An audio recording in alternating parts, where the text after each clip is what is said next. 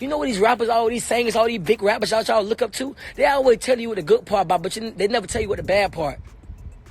And that's crazy, man. Yeah, they got all this money, but they dealing with emo spirits. They dealing with themselves. You go through all this shit. The devil give you all this money. Go through all this shit to destroy yourself. You destroy yourself. This is not God blessing, man. God don't want you to do God don't want you to talk about no sex, money, cars, clothes, and hoes. I want to get out this music industry because this is not for me. But I do it because I feed my family. But I don't want to be in this. This is not what God want me to do. All of these big deviants is all catching hell in 2024. It's up for all of them. It don't matter if you Diddy or whoever you is. TG Jakes, any of them. All lies will be exposed. That's all. And anyone who takes that the wrong way, know why they take it the wrong way. Can we talk about that trip that YK Osiris took to Jamaica with Diddy? And when he came back, he was changed, man. I mean, 50 Cent and Katt Williams already warned us multiple times about these trips that Diddy asks all these rappers. But I guess YK was not listening, because he is out here talking about how he got used and dumped. Word on the street is Diddy had YK Osiris oiled up with that Johnson & Johnson. And when he was done, he passed him off to his industry friends to also have their fun with him. Katt warned us time and time again about these contracts that Diddy make people sign, and he had a lot to say. In fact, he even went as far as exposing Ray J's involvement in all this, and it's the most trifling thing you'll hear today. Okay, so it all went down in 2021 when photos popped up on the internet of YK and Diddy on a vacation in Jamaica. People immediately side-eyed the entire situation, because around the same time this happened, YK was in a tight spot financially, and even had to sell off his luxury cars just to pay rent. Yes, man, I sold my Lamborghini, I sold my Rolls Royce, I sold my Cadillacs. Yes, sirski. I ain't gonna lie. This thing humble yourself. I ain't gonna cap to you. Fuck, I got a floss for you niggas, bro. Nigga, God, I ain't got a floss for you niggas, man. He was in no position to be going on trips unless someone was funding his lifestyle. And we all know Diddy doesn't fund anyone's life unless they're giving him something in return. YK posted this exotic photo of Diddy caked up in the pool, seemingly worshipping his body with prayer hands emojis. The post was giving, "Thank you for bringing me on this trip, Zaddy." At least, that's what people said it was giving me. YK also posted this photo of himself getting a massage with no clothes on, and said in the caption, "Listening to that Diddy, eating that good fruit in the beautiful weather." And to top it off, there was no woman in sight on this trip. One person reacted to this, saying, "Girl, I know Diddy did not sleep with him and play with him. YK Osiris better at least got some money for giving him the bussy." Another person said, "He gives me bi vibes, so I wouldn't be surprised. I really don't think Diddy has a sexuality on the other hand. I think he's just a sociopath that gets off on degrading these rappers and manipulating women." YK later appeared on The Breakfast Club, and when he was asked about the vacation with Diddy, he denied it. However, people said he was giggling a little too much for a man who was supposed to be clearing up the rumors about him getting played with by another man overseas for money. According to them, no straight man will find these rumors funny. Nah, I ain't gonna say that. I heard about that though, but I ain't about to say that. But What? You and Diddy? You and Diddy? Yeah. Yeah, you and Diddy. You and Diddy what? You and Diddy. No. They said he was. They said he was. How you knew that? How you know that? Now I'm about to Google because I ain't never heard this. He said he was Diddy's boy toy. Yeah, I was in Jamaica with him. Oh, I see it now. See? Yes, I was in YK Jamaica with Osiris him. in Jamaica with his alleged boo Diddy. Can we talk about Diddy new boy toy YK Osiris? Why you did this to Diddy, man? It's messed up, man. I'm just asking about rumors so he can clear it up. That's what the breakfast. I didn't even know that. he That needed ain't to nothing clear that that needs to be cleared up. Who believed That that? ain't nothing to be cleared That's why I up. say I don't know what happened about that. You heard that? Yeah, I heard it, but I think it'd be crazy little talking stuff. When you heard it, what did you say to yourself? Because I know your I ain't people. worried about it. But your partners in Jacksonville like, bro, what's up? Jacksonville definitely called Because you. they I already mean, think the definitely. industry is a certain way. Definitely Duval. Nah. Like you say, he ain't nobody. I ain't never so heard that in my a lot life. of people don't care about it. They ain't that be really. Did you laugh or were you? I was laughing. But his baby mama didn't let him get away with this. She exposed him for messing with other men, claiming that she dumped him after catching him in bed with another grown man. "Stop asking me what happened with my baby daddy. I caught him with a man, okay?" I'm not gonna lie. Not everyone is telling the same lie. Anyway, So remember what I said earlier about YK selling off his cars because he was having money troubles? Well, it turns out that before he decided to sell those cars, he had actually gone around the industry begging his rapper friends to give him some money, but they all either ignored him or asked him to bend over in exchange for it. In fact, YK had a whole mental breakdown about this on IG Live, just days before he went on the Jamaica trip with Diddy. It wasn't until he went on that trip that people pieced everything together. It looks like he may have finally given up and given that bussy to the highest bidder, which of course was Diddy. Y'all keep using that Drake shit, huh? Drake don't f me either. Me and Drake don't talk. Me and the baby don't talk. Nobody in the industry f Osiris.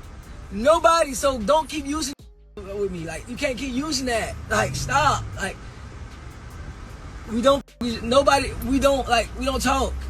The baby don't f with me no more. Drake don't f with me no more. Nobody f with Osiris. So why the f keep living? Like, I should tell y'all, y'all not getting it. Like, so you tell me why should I keep living?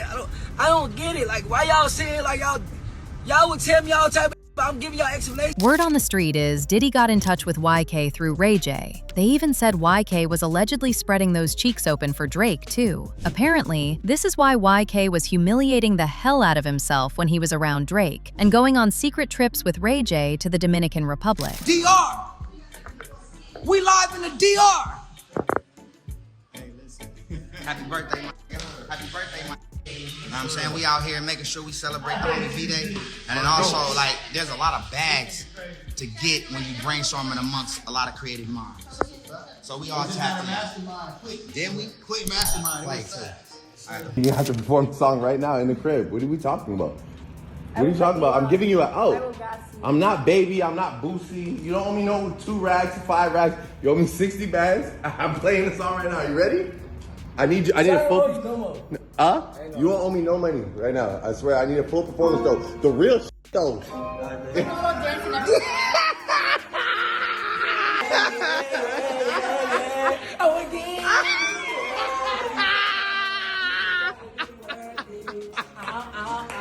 Another weird video went viral of YK doing sit-ups on Drake's private jet. The video initially looked like a fun video of them playing around, but fans noticed how traumatized and uncomfortable YK looked. He looked like he didn't want to do it, but was still going along because Drake asked him to.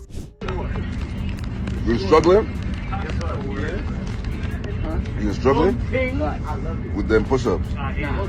The allegations got worse when Drake reposted a photo of YK's new Loverboy haircut in honor of the release of his album, Certified Lover Boy, with the caption, "Burnt the F out. You really one of one, YK Osiris," as well as a leg tattoo of Drake's OVO. Mind you, YK isn't even part of OVO, so he had no business doing all this. Initially, it appeared YK was thriving and building connections with high-profile figures in the industry. However, it soon became evident that something dark was happening to him behind the scenes. YK eventually opened up during a live stream, in which he broke down about being exploited and manipulated. Like, this is crazy, man. Like, all that shit, man. Like, I just want to die. That's what I want to do. I want to die. That's what I want to do. I want to crash out right now and just like this like life. I swear to God. I had to take a ride, bro, get out my house. Because the demons are trying to attack me, bro. Like, it's bad. Like, I never cry, bro. I never fucking cry. I never cry. I never cry. I swear to God, right on the Bible. I'm so strong, I just never cry.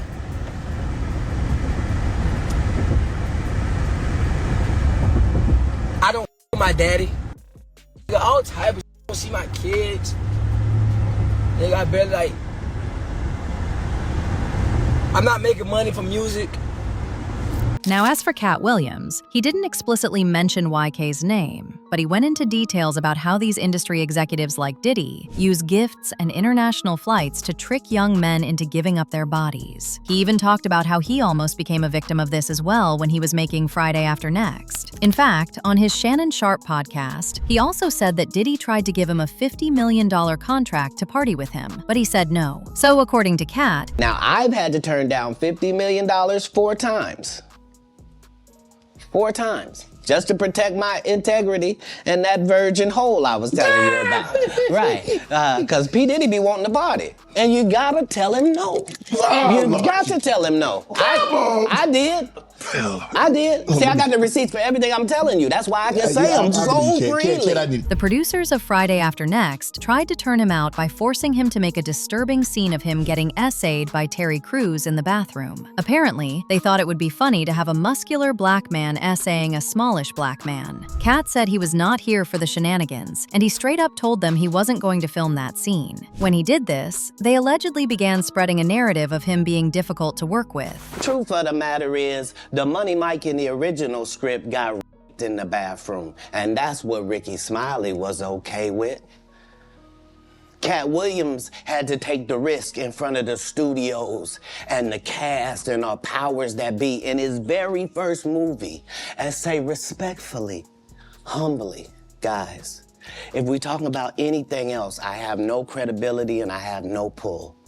But we're talking about comedy, right, where I have all the credibility and all the pull. The problem with Friday After Next is we're trying to make a classic comedy. And this comedy involves a rape. And it's never funny, no matter who it happens to or what the circumstances are. If you would allow me to allow us to do this movie without a black man getting in it, I promise you that it will be twice as funny as it would be with him getting raped. So considering that's the real story, why would you bring up that story? 35 members of the cast and crew have never brought up that Ricky Smiley was gonna play Money Mike. No one ever saw me put on a Santa Claus suit. We got a wardrobe department. They made a Santa Claus suit for me. Why that wasn't in the bloopers? But get this, y'all. While Katt was fighting against all this, Terry Crews was more than willing to do what the producers were telling him. Katt said Terry even tried to convince him to just bend over and do the scene, but his answer was still no. Katt said that after this traumatic experience, he got blackballed, and all the movies he was supposed to be doing were handed over to Kevin Hart because he was willing to do them just as they were without changing anything about them. You guys had a lot of conversation that this was your opportunity and you needed to seize this moment. Terry had the benefit of having been in some very high-profile situations already and took L's. Like, he had been in the league, you know what I mean? He had done pro wrestling. He had done a lot of things. He had been televised and some things that hadn't worked. Right. And this was just fortuitous for him. And now you know what nobody has ever said in the whole industry in 20 years about, you know, the whole Money Mike not getting in the bathroom. Right. So I understood going in that there's no reason. I lost for a 5-year period, every single movie that Kevin Hart did was a movie that had been on my desk, that all I had said was, just, can we take some of this step and fetches out? And then I can do it. Like, it don't need to be overtly homosexual, because I'm not homosexual, right? It doesn't need that to be funny, right? And me saying that and them going, oh yeah, no problem, and then going to give it to this other guy and having him do it just like it was, and acting like I'm a bad person because I keep standing on my standard. But yeah, it's interesting, but I wouldn't change it for the world. Katt was strong enough to fight the industry and save himself, but from the looks of it, YK Osiris wasn't. I can't say for sure if anything actually happened between him and Diddy on that trip, but people are convinced something happened. And baby, he's a long way away from ever changing their minds. One person said he was Diddy's toy, and anything else Diddy wanted him to be. Another person said he didn't hook up, he was mistreated. Diddy is a monster. It wasn't by choice, it was by force. Let's protect the men the same way we protect the women. Protect black men too. But now I want to know your thoughts. What do you think about YK Osiris and Diddy's Jamaica trip? And do you really believe what Katt Williams said about Diddy messing with YK Osiris? Let your thoughts in the comment section below, and don't forget to click here to watch this other very messy video.